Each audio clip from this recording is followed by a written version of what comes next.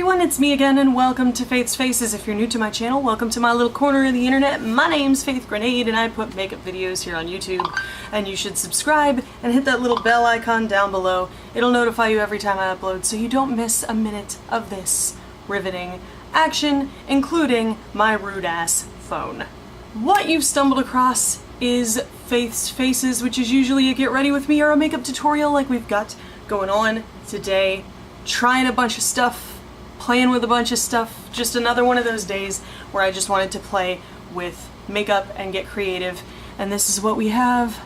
Nice teal lip, super metallic, super juicy, some pop of blue, some pinks, some berries, some rose golds, all fun times. I used an amalgam of different shadows for this look, but the main palette that I wanted to experiment with was the Juvia's Place Masquerade palette. This is the Masquerade mini palette. Do I have lipstick on my teeth? This is the Masquerade mini palette. There is a larger one, but I bought the smaller one because, let's be real, it's cheaper. And when do I ever go through an entire eyeshadow pan? Hardly ever. So this is one of Juvia's Place's palettes. I've been messing around with a couple of them since I bought them. I also got the Zulu palette from Juvia's Place, which I've used a few times and I absolutely love. I've been really impressed with these eyeshadows, guys, not gonna lie. And this one is no different. The shades are super pigmented, they blend very nicely, they work very well together. The only thing that I'm really missing from some of these are transition shades. I don't see a ton of, like, you know, usable transition shades, but that doesn't really bother me that much because I can find transition shades in other palettes that I own. But without further ado, if you want to know how to get this beautiful berry blue tasty alien deliciousness, then just keep on watching, baby. Hey guys, okay, let's go ahead and get into it. I don't actually know if this is zoomed in enough for you guys. Is this zoomed in enough? Is it too much? I don't know. Caffeine time. I went ahead and I went in with the Melt Cosmetics 27 palette, which I actually haven't used a whole lot at all. It's kind of like every other warm palette in the universe. But I decided to go ahead and use the shade One More Thing, which is this taupey guy right here. You're not even going to end up seeing it, to be totally honest. But I opted to use it anyway. Just fluffed into the crease because, remember, at the time that I started this look, this was supposed to be kind of a pretty natural eye makeup, and then it wasn't. Here we go. We're gonna dip into the shade Zobo, which, forgive me if I'm mispronouncing any of these. Zobo's right here, really bright but deep matte berry color. I love this kind of shade. And I'm gonna hold up a mirror to myself, and I'm going to mostly focus it on the outer edge here, working a little bit into the crease somewhat, but we're really going to build this out. This is basically our main showcase color here. There, okay, so you can see this is somewhat blended. There's still a little bit of a harsh edge here on the outside, but I was noticing that I was having a little bit of trouble getting this to look smooth because it was blending out into sort of like a plummy, dingy color, and I wanted to bring a little more vibrancy back. So then I took the shade Bori, which is right here, this hot pink, just a tap. I'm barely touching the brush in there, and I'm going to run that along the edge of where I blended out Zobo, and that's really going to add that vibrancy back into the look. It's going to give it a lot more of a pink hue and a lot less of that like dusty, dirty plum color. I went ahead and took Calabar, which is the shade right next to Zobo right here, and I put that on the middle part of the lid. This ends up getting covered up, but I'm going to do it again anyway, just because it's what I did on the other side. I took it over a little bit, and then I noticed that it was a lot redder than I expected it to be. I thought it was going to be a little bit more pink, but I guess it just looks pink next to that Zobo color. And then I'm going to take an Esom W21 brush, and I'm going to take Dahlia, which is down here. Beautiful rose gold color. Very classic sort of champagne toned rose gold. And I'm going to put that on the lid, covering over everything we just, you know, did with that other color basically. And starting on the inside edge and going all the way over. Really carving out that upper edge of the lid. See what I'm doing there? I'm really gonna carve that out. Then I'm gonna take the shade right above Dahlia, which is Giza, this light pink right there. And I'm gonna take the other side of the same brush and we're gonna pat that over top of the rose gold just to bring a little bit more pink to the party. So now to finish deepening out the outer edge here, I wanted to get a little bit more darkness on the outside, but I really didn't see a matte here that could do that for me. So when in doubt, add purple. And that's what I went ahead and did. I went into my Sugar Pill Pro palette and took the shade Poison Plum, which is this lovely, lovely cool toned purple, one of the best purple eyeshadows on the planet. Dipped into that. And then I put that on the outer corner, sort of deepening up ever so slightly the edge of that. Now for the lower lash line. The lower lash line's a little bit different than usual. I'm going to go ahead and take Zobo, which is our main color on the outside edge here, with a little pencil brush.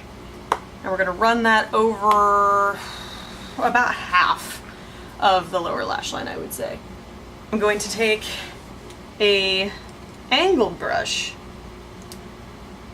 that I didn't do my brows with. I have so many angled brushes in front of me. There we go. I'm going to take an angled brush. This is from Sonia Kashuk.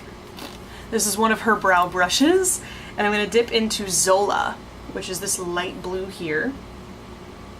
Beautiful, shimmery, vibrant, bright light blue color. And I'm going to put this on the inner corner of the lower lash line, blending over. And then now that that's done, we're going to take another angled brush. This is another one from Sonia Kashuk, slightly bigger. I'm going to dip into Makeda, or Makeda, right here. Nice shimmery purple. And we're going to put that right tight up against the lower lash line on the outside edge, just to give that little purple pop.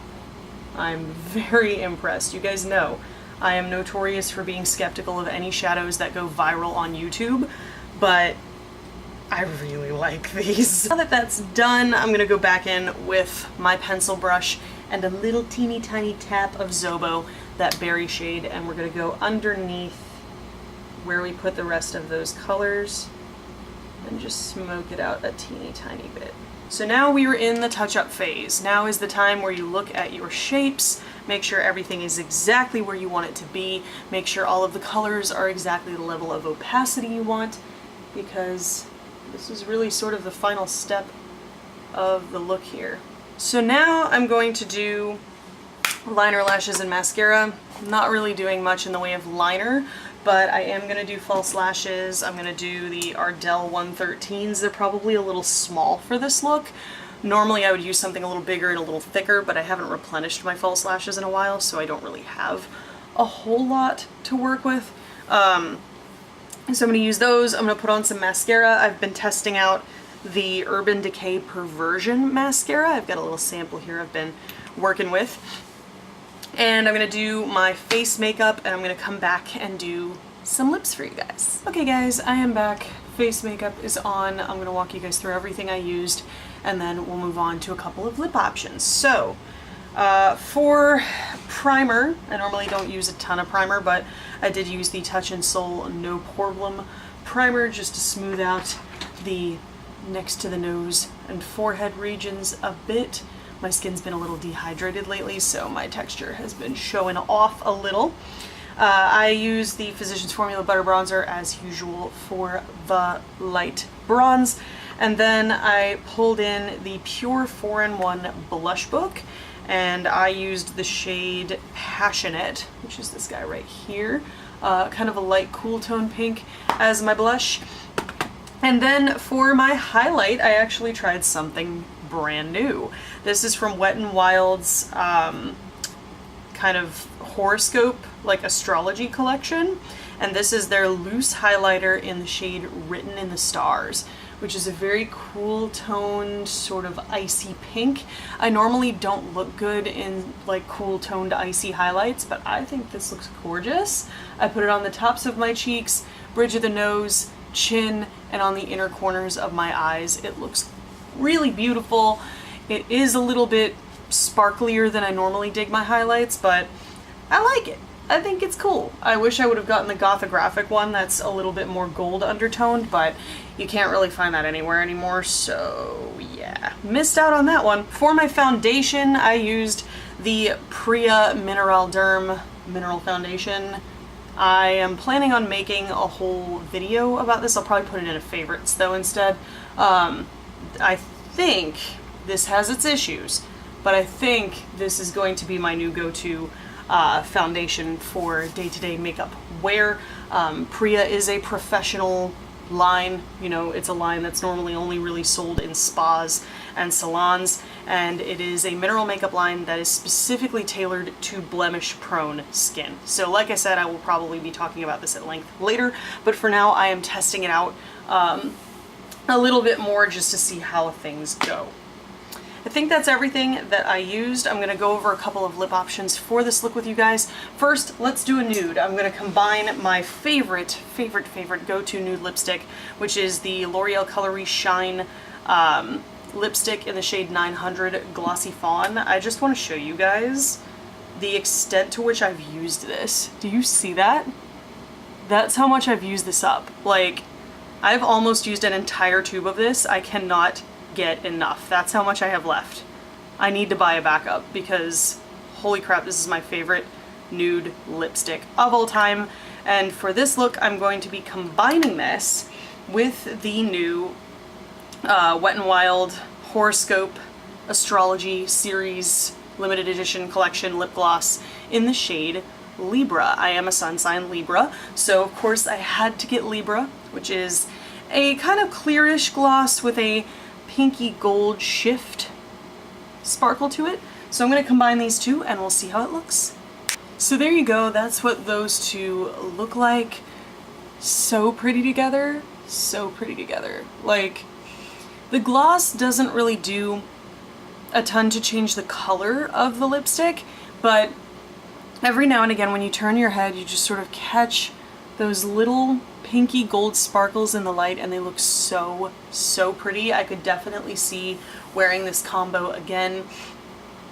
You know, yeah, the glitter is a little bit on the chunky side, but it doesn't really look terribly chunky. It just looks like this smooth, sort of shiny, reflective, fun little lip color. And whew, it is hot out here. And this is, you know, all well and good. It's very sort of user-friendly, very, I hate saying wearable, but in this context, it's not wearable in that the shade is, you know, wearable in accordance with the rules of engagement with regard to fashion. But when I say wearable, I mean that I could comfortably go out in this lip color and not have to worry about it smearing all over my face. I could eat wearing this, I could talk wearing this, I don't have to worry about it bleeding or feathering or moving around. And if it does, it's very easy to top up. So this is a very low maintenance lip color, I guess I could say. Only thing that I get annoyed about when it comes to lip gloss is anytime I use a nude lip gloss specifically, I have to use a disposable doe foot applicator because I can't stand when I put on a lip gloss and I end up contaminating the doe foot with the shade of the lip gloss.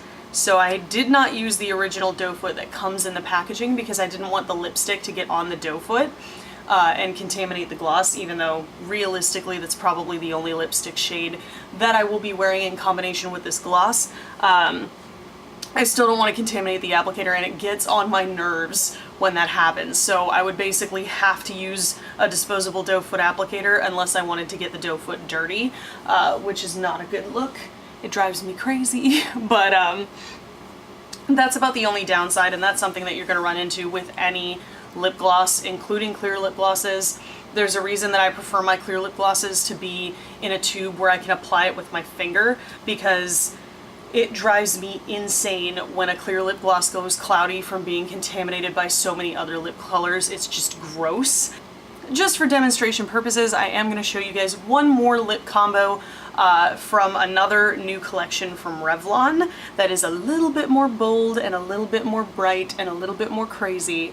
But first I'm gonna take some pictures for the gram with this lip on too, because this lip is so fucking pretty. Like, I could see just having a bronzy smoky eye and this nude lip on, and it would look so nice. Anyway, let's flip to something a little crazier. And here we have something a little bit more my usual speed. This is from the new Revlon Electric Shock collection. It's a collection they just released not that long ago for kind of summer into fall, and I absolutely love the collection, especially the lip products. First of all, they released a few highlighter shades that are mostly chocolate girl friendly, women of color friendly, person of color friendly, loving it.